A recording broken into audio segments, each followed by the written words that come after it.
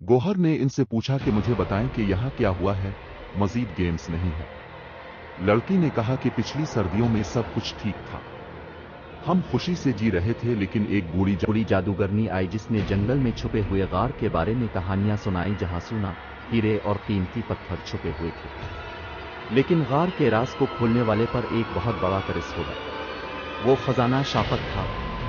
मेरे पापा और कुछ दूसरे लोग खजाने का नाम सुनकर लालच में आ गए और अंजाम की परवाह किए बगैर जंगल की तरफ निकल पड़े। बूढ़ी औरत ने उन्हें एक पुराना नक्शा दिया और गार की निशानी के बारे में बताया। कई दिन गुजर गए मगर अलिफा देर से कोई वापस ना आया। एक दिन एक चरवाहा जंगल में अपनी बकरियों को चरा रहा था। खौफजदा होकर वापस आया। वो डर से कांप रहा था। उसके कपड़ों पर खून ही खून था। ऐसे लगता था जैसे किसी खूनखोर भेड़े ने इस पर हमला किया हो। इसकी तमाम बकरियों को इस खौफनाक बेड़ी नुमा इंसान ने खा लिया। इसके बड़े बड़े दांत गोश्तखोर की तरह और नाखून बेड़ी की तरह थे। ये हर दूसरे दिन होने लगा। जो भी जंगल में गया वो जिंदा वापस नहीं आया। लेकिन फिर लोगों ने अपने मवेशियों और अपनी जान बचाने के लिए जंगल जाने से गुरेज करना शुरू कर दिया। उन्होंने वो बूढ़ी जादूगरनी ढूंढना शुरू की जहां से ये सब शुरू हुआ था। वो दरिया के किनारे एक पुराने वीरान बंगले में रहती थी। उसने उन्हें सारी कहानी बताई और शौक के बारे में बताया। इस खजाने की हिफाजत एक खून आशाम भेड़िया नुमा दरिंदा करता था। अगर कोई इसको जान से मार दे तो ही वो खजाना इसे मिलेगा। लेकिन ऐसा करने की कोशिश में इस दरिंदे के नाखून और दांतों से दूर रहे। जिस किसी को सिक्रेच लगेगा वो खुद इंसान से आदमखोर दरिंदे में बदल जाएगा। वहां बिल्कुल ऐसा ही हुआ। मेरे पापा वाहिद थे जो दरिंदे को मारने के बाद जिंदा वापस आने में कामयाब हुए, लेकिन उनकी टांग पर थोड़ा सा सिक्रेच लगा था और वो कुछ ही वक्त में खुद एक आदमखोर दरिंदे में बदल गए। बूढ़ी औरत ने कहा, अगर वो इंसानी गोश्त खाने वाला इंसान अपने ही खानदान के किसी शख्स को काट ले, सिर्फ वो नहीं मरेंगे, वो उसके खून आशाम दरिंदे में बदल जाएंगे। लेकिन इसके काटने पर बाहर का हर शख्स मर जाएगा। मेरी माँ बहुत परेशान थी। से बूढ़ी जादूगरनी की बातों पर यकीन नहीं आया। वो एक दिन हकीकत जानने के लिए अकेली ही जंगल में चली गई। घने जंगल में जाते ही उसे ऐसा महसूस हुआ कि कोई साया इसका पीछा कर रहा हो। जब अलिफा ने मोड़कर देखा तो वहां दरख्तों की ओट में एक 12 फुट बड़ी परछाई थी। इसने पापा का नाम लेकर पुकारा मगर वो कोई इंसान नहीं था। इसकी शक्ल बिगड़ चुकी थी, दांत बेड़ी की तरह बाहर को तेज पड़िए और उनसे खून टपक रहा था। वो डर कर पीछे हटी और दूर भागी। इस दरिंदे ने पिंचा मारकर इसे पकड़ना चाहा मगर कद में छोटी होने की वजह से वो इसके हाथ न आए। किसी तरह गिरते पड़ते वो जिंदा घर वापस आने में कामयाब हो गई। लेकिन इसके बाजू पर एक बहुत ही गहरा जख्म था, जैसे किसी दरिंदे के पंजे का निशान हो। घर के दरवाजे तक पहुंचते खौफ के मारे वो बेहोश हो गई। जब इसे होश आया तो उसे सब कुछ धुंधला नजर आना शुरू हुआ। वो मुझे और चुनकी भाई को पहचान ही नहीं पा रही थी।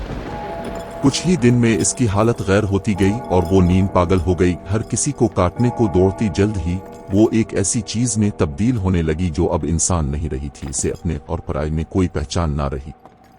एक रात उसने सोते में अपनी सास यानी मेरी दादी का हाथ खाया और फिर दरिंदों की तरह नोच नोच कर इसे खा गई। इसके बाद वो और बेकाबू हो गई। उसे हर दिन इंसान खाने की जरूरत पड़ती थी। चुनांचे नेज़ों और बंदूकों वाले नौजवानों ने इसे पिंजरे में बंद करके तशद्दुद का निशाना बनाया। पूरे चांद की रात वो बेबसी और गुस्से से गरा रही थी। इसकी चीख का जवाब मेरे पापा ने जंगल से दिया। वो इसे बचाने आए। इस रात दोनों ने मिलकर खून का बाजार गर्म किया। खूनरेजी हुई। सब जिंदा लोग अपनी जान बचाने को भागे फिर रहे थे। कोई कहीं छप रहा था और कोई कहीं। पहले मैं और मेरा भाई चुनकी छप गए। हैरत की बात यह थी कि जादूगरनी की बात सच निकली। वो दरिंदे जिस भी अपने खानदान के बंदे को काटते वो अगले कुछ दिनों में इनके जैसा ही दरिंदा बन जाता। दिन गुजरते गए और अब वहां कोई भी जिंदा इंसान नहीं बचा था। सबको वो दरिंदे जिंदा चबा गए। उनकी कमजोरी ये थी कि उन्हें दिन के वक्त ठीक नजर नहीं आता। अगर जान बचानी हो तो जब वो सामने हो ना ही शोर करना, और जब वो तुम्हें देख रहे हों बिल्कुल भी हरकत मत करना। ये ट्रक रात को काम नहीं आता। इनको रात को बिल्कुल साफ नजर आता था। इसलिए मैं और टोनी दिन के वक्त खाने पीने का सामान ढूंढ लाते हैं और रात खामोशी से गुजारते हैं।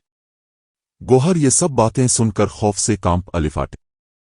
गोहर इतना खौफजदा था कि उसे समझ नहीं आ रहा था कि वो क्या करे। उन्होंने वहां शाम गुजारी और रात के वक्त ही गोहर और बच्चों ने इस खौफनाक जगह को छोड़ने का इरादा किया। उन्होंने अपनी हिम्मत को बढ़ाया और एक टीम के तौर पर बाहर निकलकर हालात का तज्जिया किया।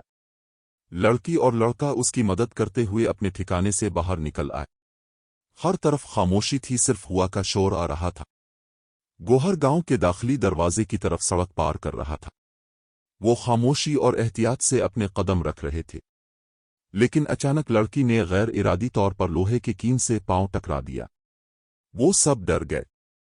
टोनी ने सरगोशी की, भागो। वो तेजी से भागे, लेकिन हर तरफ से खौफनाक कदमों की आवाजें आई। ऐसा महसूस हुआ कि बहुत से खौफनाक दरिंदे उनका पीछा कर रहे हों।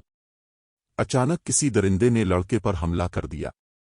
वो चीखा और अपनी जान बचाने के लिए चला, लेकिन वो दोनों मुजस्समे की तरह वहीं खड़े रहे। इस खौफनाक आदमखोर दरिंदे ने उनकी आंखों के सामने इस लड़के को टुकड़े टुकड़े कर दिया। उन्होंने हरकत नहीं की, क्योंकि अगर उन्होंने ऐसा किया वो भी मारे जाते। वो दोनों सांस रोक कर खड़े रहे।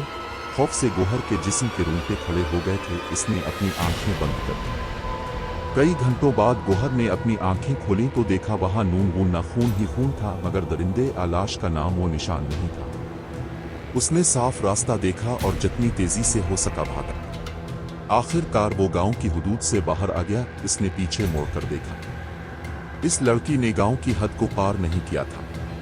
वो गांव एक धुंध में घिरा हुआ था। मैं अपने पापा को नहीं छोड़ सकती।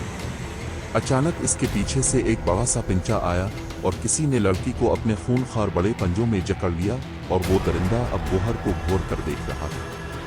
वो अपनी जान के लिए जितना तेज हो सकता था भागा। वो नहीं जानता था कि खुद कहाँ है।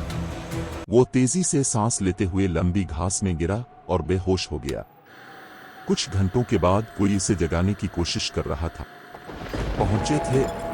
उनके साथ एक मकामी लिबास में भी आदमी मौजूद था। उन्होंने इसे पानी पिलाया। कौन से लोग सर? किसने किसको खा लिया? उसने हैरत से पूछा। इस गांव के लोग। उसने इस सम्त की तरफ इशारा किया जहां से वो आया था। वो सब को खा गए। वो मेरे सामने नोच नोच कर खा गए। गोहर खौफ से कांप रहा था। वो सर, वो गांव तो कई महीनों से खाली पड़ा है। वहां जो नागासाकी पहाड़ है वो फटा और बहुत भयानक जलजला आया, जिससे गांव के लोग रातों रात नींद में ही झुलस कर मर गए। इसलिए अब वहां कोई नहीं जाता। वो जगह श्रापत मानी जाती है। वहां कोई जिंदा नहीं है। इसका मतलब वो सब बदरूहें थीं। ये सुनकर गोहर चकरा कर गिरा और बेहोश हो गया।